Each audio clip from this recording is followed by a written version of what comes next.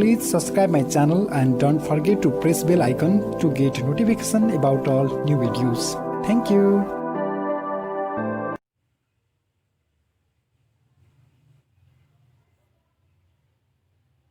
अस्सलाम वालेकुम स्टूडेंट्स। आज का हमारा टॉपिक है कूलम लॉ। और कूलम लॉ को समझने से पहले चंद चीज़ों का समझना ज़रूरी है। उन पे मैंने लास्ट टाइम एक वीडियो बनाई थी कि इलेक्ट्रोस्टैटिक्स क्या है, चार्ज क्या है, चार्ज की कितनी टाइप है, उनकी प्रॉपर्टीज़ क्या क्या हैं, फिर चार्ज को हम पॉजिटिव चार्ज, नेगेटिव चार्ज ये नाम क्यों दिया गया, फिर फ्रैंकलिन ने क्या काम किया था इस पर, गिलबर्ट ने क्या काम किया था इस पर, और उसके बाद इलेक्ट्रोस्टैटिक फोर्स क्या होती है। इसके अलावा चैनल पर फर्स्ट ईयर फिज़िक्स के लेक्चर भी मौजूद हैं, रिड्यूस सिलेबस और पेपर पेयरिंग स्कीम की वीडियोस भी मौजूद हैं, तो आप वो वीडियो देखकर उनसे भी फ़ायदा उठा सकते हैं। चलें हम स्टार्ट करते हैं आज कूलम्स लॉ। कूलम लॉ जिस साइंटिस्ट ने दिया था, इंट्रोड्यूस करवाया था, लॉ पेश किया था, उसका नाम था चार्ल्स कूलम।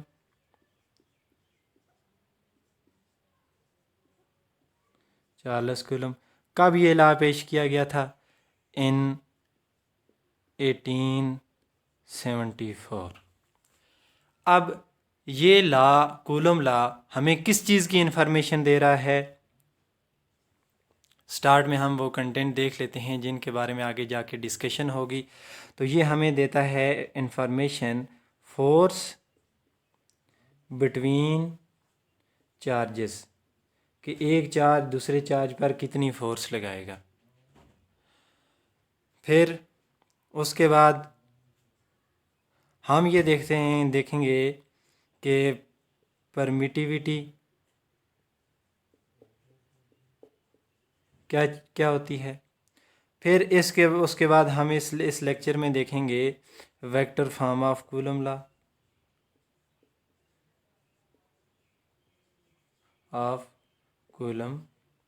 लॉ।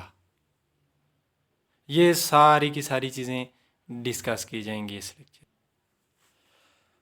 कूलम ने बेसिकली न्यूटन ग्रेविटेशनल लॉ को कॉपी किया है। न्यूटन ग्रेविटेशनल लॉ था F=G(m1)(m2) divided by r square.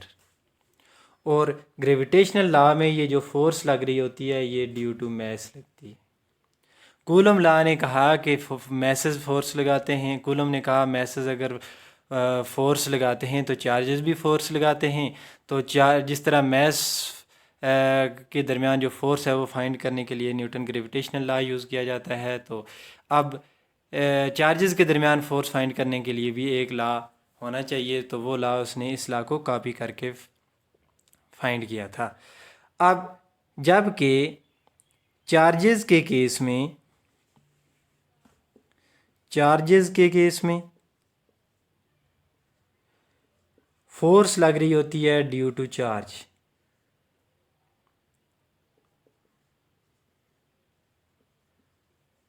कूलम ने यह किया कि मैस को चार्ज से रिप्लेस कर दिया, और कुछ कांस्टेंट में जो चेंज लाया। अब जिस तरह न्यूटन ग्रेविटेशनल लॉ कहता है F is directly proportional to product of mass, Coulomb ने कहा F is directly proportional to product of charge. अब न्यूटन ग्रेविटेशनल लॉ कहता है F is inversely proportional to r square. कूलम ने भी कहा F is proportional to r square. Basically ये जो कूलम लॉ है, ये Coulomb law Newton gravitational law की कॉपी है। चलें हम आज स्टार्ट करते हैं स्टेटमेंट और उसकी mathematical calculation. Statement of Coulomb law देखते हैं। According to the statement of the Coulomb law, the electrostatic force between two charges is directly proportional to the product of magnitude of charges and inversely proportional to the square of distance between them। Coulomb law की statement के मुताबिक जो force लग रही है, electrostatic force दो charges पे लग रही है, ये फोर्स डायरेक्टली प्रोपोर्शनल होगी चार्जेस की मैग्नीट्यूड के, एंड फोर्स इन्वर्सली प्रोपोर्शनल होगी डिस्टेंस के स्क्वायर के। अब देखते हैं हम इसकी मैथमेटिकल फॉर्म। तो according to the statement of Coulomb law, force electrostatic force is directly proportional to product of magnitude of charges, और electrostatic force is inversely proportional to square of distance. ये है हमारे पास रिलेशन 1 और ये है हमारे पास relation 2। अब अगर रिलेशन 1 और रिलेशन 2 को आपस में कंबाइन करें, और रिलेशन को कंबाइन करने का मेथड ये है, उनकी जो सेम साइड है उसको हम एक बार लिखते हैं, और जो अपोजिट साइड्स हैं वो आपस में, जो डिफरेंट साइड्स हैं वो आपस में मल्टीप्लाई हो जाती हैं। Q1 Q2 multiplied by 1/r²। तो इसको हम लिखते हैं Q1 Q2 divided by r²। अब अगर यहाँ हम प्रोपोर्शनलिटी का साइन ख़त्म करें तो एक कांस्टेंट आ जाएगा के Q1 Q2 divided by r²। ये कूलम लॉ की मैथमेटिकल फॉर्म बनती है। F इज़ इक्वल टू के Q1 Q2 divided by r²। इसमें के क्या है? के एक प्रोपोर्शनलिटी कांस्टेंट है जिसको हम कहते हैं कूलम कांस्टेंट। के का नाम है कूलम कांस्टेंट, कूलम्स कांस्टेंट।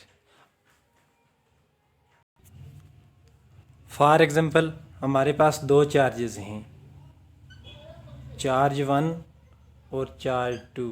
एक का नाम है Q1 और एक का नाम है Q2। अब इन दोनों के दरमियान जो डिस्टेंस है वो डिस्टेंस है r, और डिस्टेंस ऑलवेज़ एक ऑब्जेक्ट के सेंटर से दूसरे ऑब्जेक्ट के सेंटर तक लिया जाता है, और ये डिस्टेंस है r। और फोर्स किस पर डिपेंड करती है? फोर्स नंबर 1 चार्जेस पर डिपेंड करती है, मैग्नीट्यूड ऑफ द चार्जेस पर डिपेंड करती है, और नंबर 2 दोनों के डिस्टेंस पर डिपेंड करती है कि अगर मैग्नीट्यूड ऑफ चार्जेस आप इंक्रीज़ करेंगे फोर्स इंक्रीज़ होगी, और अगर दो चार्जेस के दरमियान आप डिस्टेंस इंक्रीज़ करेंगे फोर्स डिक्रीज़ होगी, और डिस्टेंस अगर डिक्रीज़ करेंगे फोर्स इंक्रीज़ होगी। इसको सिंपली हम इस कंसेप्ट डेली लाइफ में हम कैसे देख सकते हैं कि जो कि मैग्नेट के दरमियान अगर देखें हम, तो मैग्नेट को करीब लाते हैं तो फोर्स ज़्यादा होती है, मैग्नेट को दूर ले जाते हैं तो फोर्स कम होती है। मैग्नेटिक फील्ड, मैग्नेट या फिर चार्जेस या मैसेस के दरमियान ये फोर्स की एक कॉमन प्रॉपर्टी है कि ऑब्जेक्ट जितने करीब आएंगे फोर्स ज़्यादा होगी, और ऑब्जेक्ट को अगर हम दूर ले जाएंगे, डिस्टेंस इंक्रीज़ करेंगे तो डिस्टेंस इंक्रीज़ करेंगे तो फोर्स डिक्रीज़ होगी। नेक्स्ट हम देखते हैं प्रॉपर्टीज़ ऑफ द फोर्स। ये जो फोर्स है, इस फोर्स की कौन कौन सी प्रॉपर्टीज़ हैं? नंबर 1 पहली प्रॉपर्टी है, ये म्यूचुअल फोर्स है, mutual force.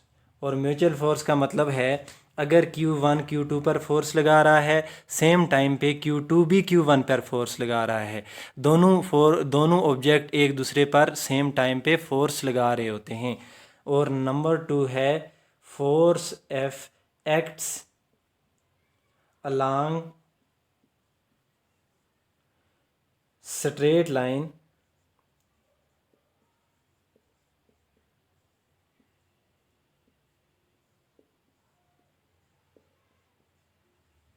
joining two charges. तो ये जो फोर्स है, ये फोर्स उस स्ट्रेट लाइन के अलांग लगेगी जो स्ट्रेट लाइन इन चार्जेस को जॉइन कर रही है।